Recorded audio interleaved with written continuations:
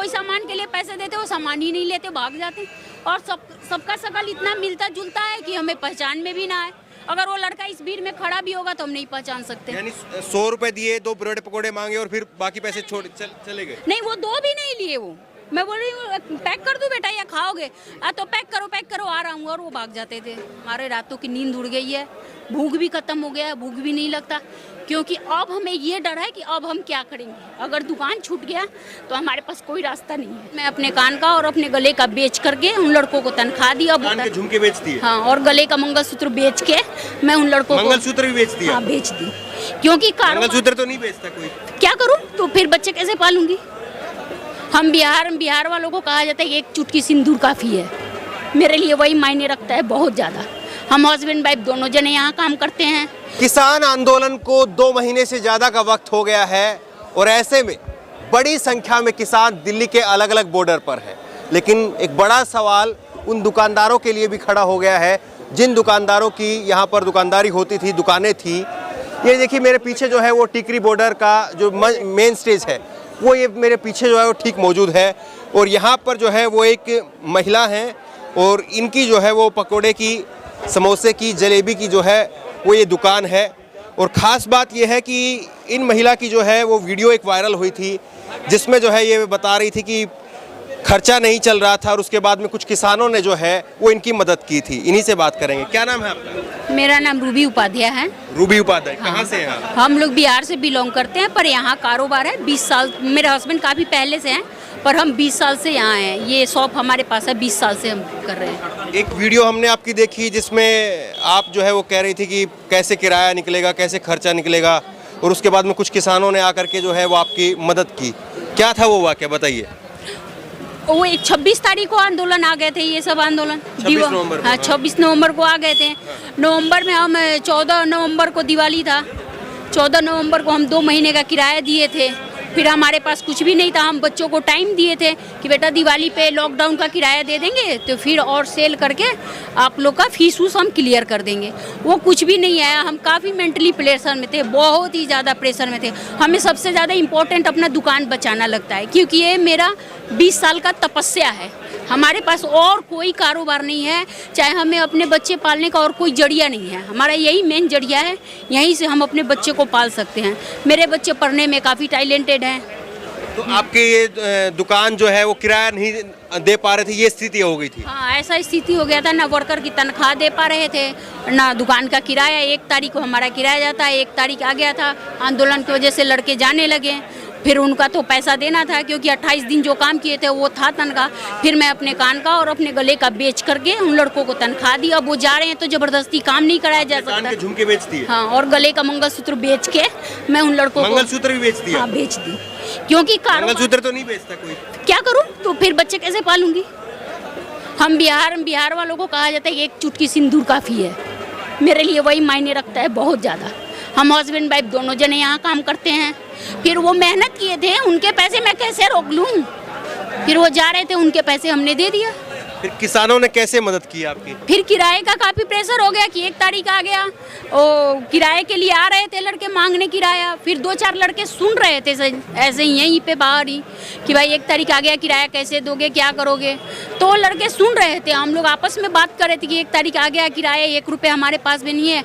हो सकता है 1 तारीख को शायद हमारे दुकान में ताला लग जाए। इस प्रेशर में हम बैठे थे और लड़के सब सुन रहे थे हमारी बातें।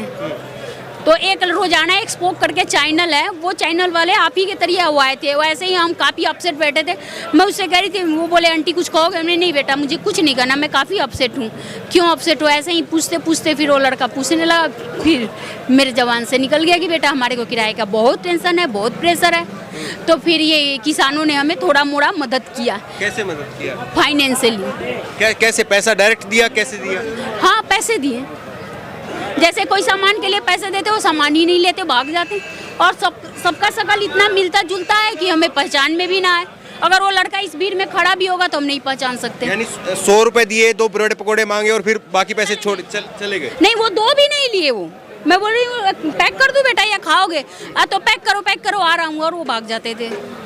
कोई 100 रुपए दिया, कोई 200 दे दिया, कोई 200, कोई 100, ऐसे ही। ऐसे आपकी मदद की? हाँ, ऐसे इन लड़कों ने मदद किया। अच्छा भी लगता था, बुरा भी लगता था कि मेरे से छोटे बच्चे हैं फिर भी मदद करें। अपने से छोटों से लेने में मदद अच्छा नहीं लगता, पर मेरी परेशानी इतनी थी कि मैं बेशरम हो गई थी, पैसे ले लेती थी। क्या करूं, मेरे बच्चे क्या ना करता। हाँ वो हाल था। मेरे बच्चे घर में काफ़ी परेशान हैं, बच्चों का फीस नहीं जा पा रहा था एकदम ही से, काफ़ी दिक्कत है। तो अब आपको नहीं लगता है कि इतनी समस्या है और इतना बड़ी संख्या में किसान भी है, सरकार एक तरफ से जो है वो अपने हाथ खड़े कर चुकी है कि वापसी तो नहीं होंगे, बिल तो रद्द नहीं होगा, किसान अपनी तरफ से कह रहे हैं कि हम तो रद्द करवाए बगैर जाएंगे नहीं। आपको नहीं लगता कि रात बिरात कभी कोई ऐसी घटना हो जाए, वहीं से तोड़फोड़ या पत्थरबाजी हो जाए, आपकी दुकान पे कुछ आँच आ जाए, आपको डर नहीं लगता? नहीं, मुझे डर नहीं लगता, क्योंकि मुझे इन लोगों से डर नहीं लगता, ये ऐसे करेंगे ही नहीं। हाँ, गवर्नमेंट की तरफ से हो जाए तो नहीं कहा जाए, पर किसानों से हमें कोई दिक्कत नहीं है, कोई दिक्कत। हम मेंटली फ्री हैं, बल्कि और भी। पहले हमारा दुकान 12 घंटा खुलता था, अब 24 घंटा खुलते हैं परेशानी की वजह से। मेरे हस्बैंड अकेला रहते हैं रात में, दिन में तो हम बच्चे और मैं भी रहती हूँ, वो भी हम सारे काम करते हैं, फिर भी मुझे कोई डर नहीं रहता ऐसा।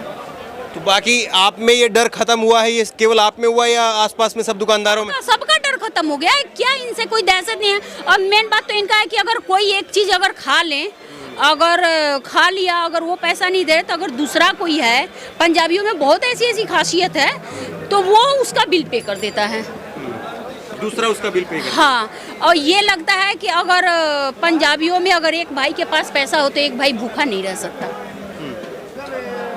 तो आपको जो है वो मदद इन लोगों की तरफ से पहुंचाई गई जब आपका काम नहीं चल रहा था, अब कैसा है काम?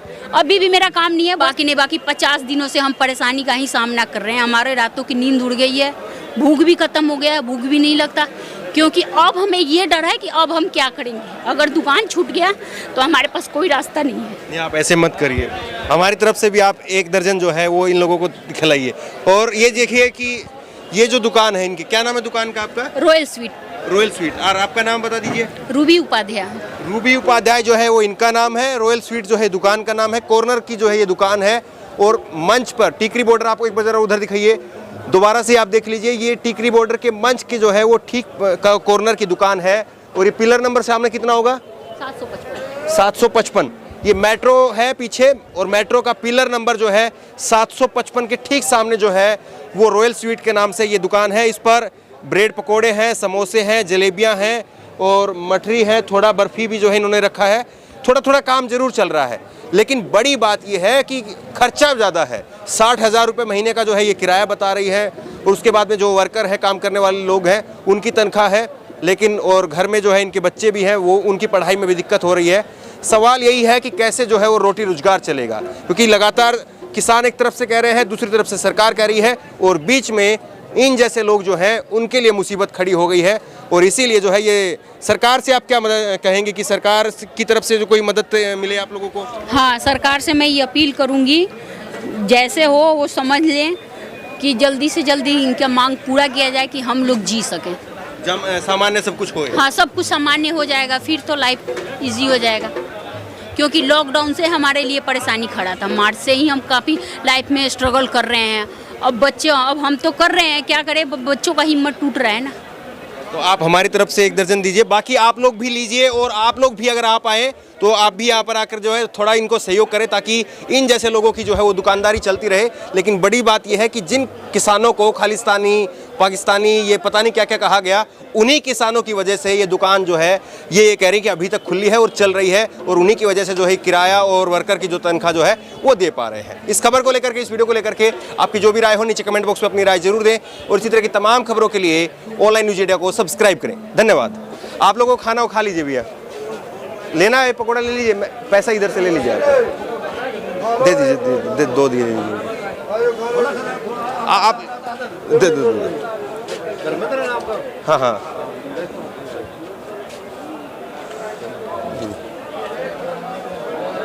दीजिए दीजिए, लीजिए लीजिए, आप लोग भी लीजिए। बाकी जो भी आए ना सबको देते रहिए, ठीक है। इस खबर को अभी लाइक करें, शेयर करें, अभी चैनल को सब्सक्राइब करें और घंटी जरूर दबाएं।